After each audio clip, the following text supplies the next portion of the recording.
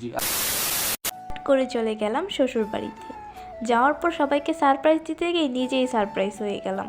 আসসালামু আলাইকুম, কেমন আছেন আপনারা? আজকের ব্লগটা হচ্ছে আমার ননদের বিয়ে নিয়ে। আমরা গিয়েছিলাম 2 মাস পরে বাসায়। তো বাসায় গিয়েছিলাম, কাউকে জানাই নেই বাড়িতে যাব যে হুটহাট করে যাওয়া হবে, এরকম কোনো প্ল্যানই ছিল না। জাস্ট মন চাইলো বাসায় চলে গেলাম, এরকম একটা প্ল্যান আমাদের। যাওয়ার পর এমন একটা অবস্থা যে আমরা নিজেরাই সারপ্রাইজ হয়ে গেছি। কারণ ওইখানে যাই দেখি যে ননদের বিয়ে।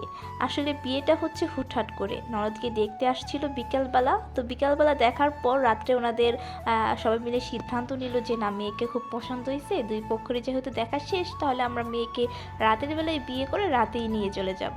আসলে আল্লাহ তাআলা কখন কার রিজিকে কোনটা রাখে বা কখন কি হবে এটা কিন্তু কেউ জানে না। তো আমাদের রিজিকে ছিল দেখেই আর আজকে আমরা ননদের বিয়েতে থাকতে পারছিলাম। যদি এরকমটা হতো যে না, বিয়েটা রাতারাতি হচ্ছে, আসলে আমরা থাকতেই পারতাম না আর দেখতেই পারতাম না এই এত সুন্দর মুহূর্তগুলো। আলহামদুলিল্লাহ, এমন একটা শ্বশুরবাড়ি পাইছি যে সবাই এত সাপোর্টেড। কারণ এখানে একটা অনুষ্ঠান হলে বা যে কোনো একটা কিছু হলেই সবাই মিলে একসাথে নিজ দায়িত্বে নিজের বলে একটা কাজ করে। এটা কিন্তু খুবই ভালো লাগে। এই যে জামাইকে গোসল করানো, খাওয়া দাওয়া করা, সবাই মিলে হাতে হাতে করে দেয়। খাওয়া দাওয়া শেষ করে কাজে আসার পর বউকে আর জামাইকে বসিয়ে বিয়ের কাজটা কাজই সম্পূর্ণ করে ফেললো। এইদিকে কনে কিন্তু খুব কান্নাকাটি করতেছিল। আলহামদুলিল্লাহ, বিয়েটা কমপ্লিট হয়ে গেছে, আল্লাহর কাছে লাখ লাখ শুকরিয়া। তো বিয়ের পরের দিন আমরা চলে গেলাম ছেলেদের বাড়িতে।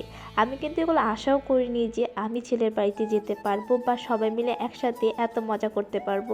সব কিছু হচ্ছে রিজিক, বুঝতে পারলেন? রিজিকে থাকলে আপনি যেখানেই থাকেন রিজিকটা অটোমেটিকলি আপনার কাছে চলে আসবে। তো আলহামদুলিল্লাহ, সব কিছুর জন্য আল্লাহর কাছে লাখ লাখ শুকরিয়া। আমার ননদটা সুখে থাকুক, তাদের দাম্পত্য জীবন অনেক ভালো হোক। তো আজকের ভিডিওটা এই পর্যন্তই। সবাই ভালো থাকবেন। আসসালামু আলাইকুম।